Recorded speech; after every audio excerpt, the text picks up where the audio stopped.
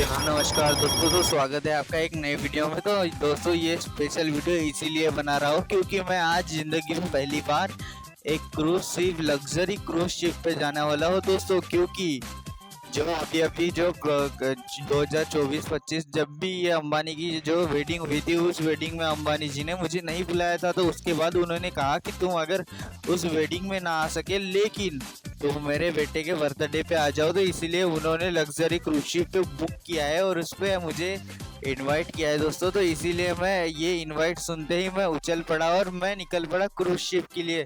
तो हाँ दोस्तों, ये पहला एक्सपीरियंस होने वाला हो, तो इसीलिए वीडियो बना रहा हूँ। तो हाँ, सब्सक्राइब कर दो।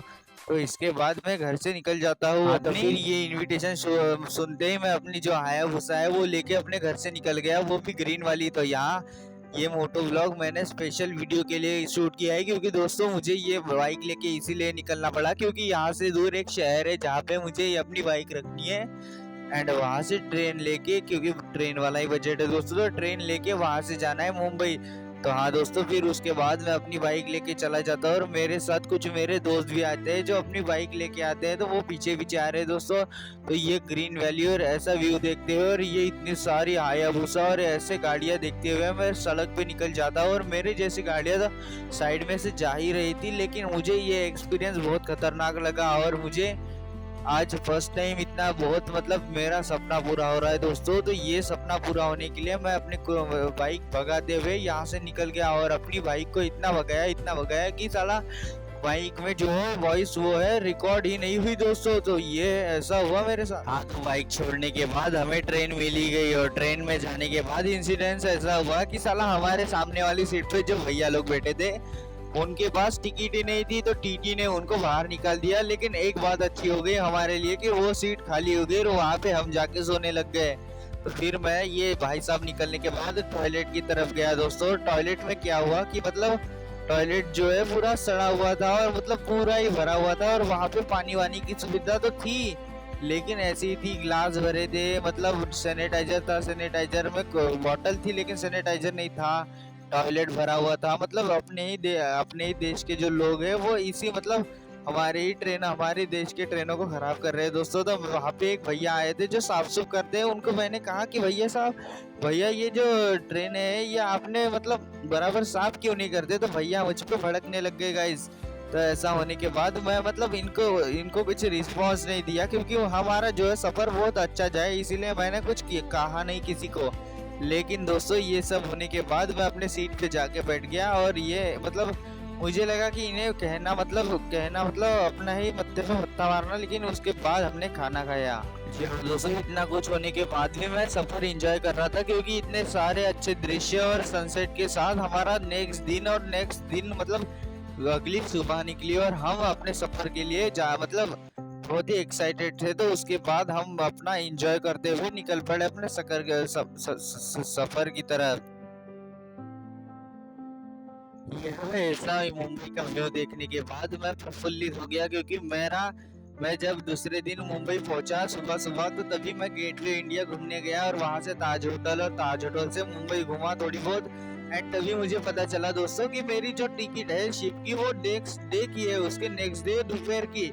तो मैं यहाँ पे मुंबई में एंजॉय कर सकता हूँ। तो मुझे एक दिन मिल गया, तो उस दिन में मैं मुंबई के ताज होटल के सामने मतलब गेटवे ऑफ इंडिया गया। रात में हमें सड़कों पे घुमा क्योंकि सड़कों पे इतने सारे ऐसे तरह के ब्रांड दिख रहे थे कि मैं वहाँ पे भी हैरान था कि हर एक दुकान के ऊपर एक ब्रांडेड नेम और ब्रांडेड टेम्पलेट था। तो इतने सारे शॉप्स में शॉपिंग करे तो करे क्या।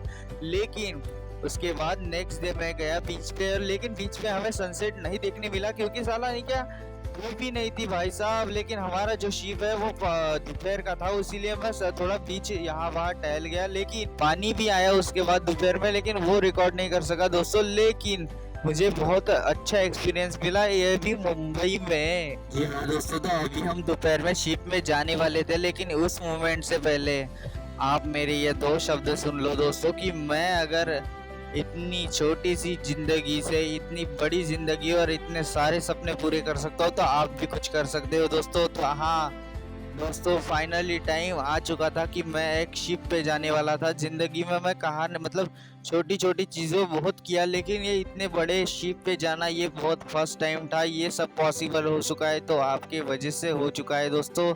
तो हाँ दोस्तों, सब्सक्राइब कर दीजिए। और उसके बाद हम चले गए शिप पे। हाँ दोस्तों, तो इतने बड़े शिप को देख के मैं हैरान हो चुका था, और इतना बड़ा शिप था कि मैं क्या ही कहूँ। तो उसके बाद हमें ऊपर की तरफ जाना था, लेकिन उससे पहले मेरा जी यही कर रहा था कि ये शिप को देखते रहो। लेकिन दोस्तों उसके बाद हम ये जो सीढ़ियाँ है यहाँ से चलते हुए धीरे धीरे ऊपर की तरफ गए, और धीरे धीरे ऊपर जाते जाते मुझे एहसास होने लग गया था कि मैं एक अमीर आदमी बन चुका हूँ दोस्तों। तो अभी हम ऊपर की तरफ जा रहे हैं, और इतना बड़ा शब्द मतलब इतना बड़ा शिप है ना कि मैं मतलब वीडियो में नहीं बता सकता। लेकिन फिर अंदर जाने के बाद हमने इतना लग्जोरियस शिप और इतना बड़ा शिप, और मैं इतना विचार करने लग गया था तो कि इतना बड़ा शिप अंदर से कैसे हो सकता है, बाहर से इतना बड़ा और नीचे से मतलब अंदर से इतना बड़ा। और मुझे तो ये पूरा एक सिटी ही लग रही थी अंदर से। मैंने जूस उठाया और पिया।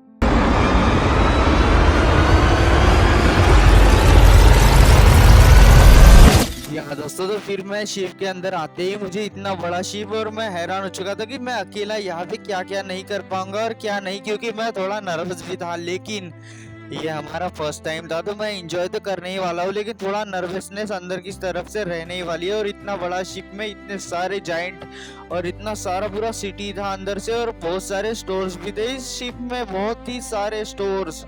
एंड उसके साथ मैं पीछे की तरफ आके देखा तो वहां से इतना सारा सुंदर व्यू दिख रहा था कि मैं हैरान था कि भाई साहब फर्स्ट टाइम समुद्र में जाने। और थोड़ा थोड़ा डर भी था कि साला अगर ये शिप अगर उधर जाके डूब गया तो साला जिंदगी यहाँ पे ही खत्म है। लेकिन दोस्तों इतने सारे और इतने बड़े इतने लोगों के साथ और इतनी बड़ी सी सिटी वाले इस शिप में मैं यहाँ वहाँ टहलते हुए अकेला ही घूम रहा था, लेकिन साला लोग यहाँ पे दिखाई नहीं दे रहे थे। तो उसके बाद मैं पीछे की तरफ इधर उधर जाके देखा, लेकिन साला यहाँ से ऊपर जहाँ से हम आए वहाँ का भी व्यू दिख रहा था, वहाँ पे भी लोग नहीं थे, लेकिन वहाँ पे गाड़ियाँ पार्क की थी। और इतना सुंदर समुद्र का व्यू देखते हुए मैं इंजॉय ही कर रहा था इस शिप पे। हाँ दोस्तों, तो उसके बाद मैं बाहर भी जाके देखा, लेकिन बाहर यहाँ पे जाने दे रहे थे, लेकिन यहाँ से भी व्यू इतना खतरनाक था कि बहुत ही डरावना था। लेकिन ये डरावना व्यू देखने के लिए नहीं आए हैं दोस्तों, तो हमें जाना है अंदर की तरफ और हमारा रूम चेक करना है। तो चलिए चलते हैं। और उसके बाद मैं अपना रूम देखने के लिए गया दोस्तों। यहाँ पे डबिंग इसलिए करनी पड़ रही है क्योंकि साला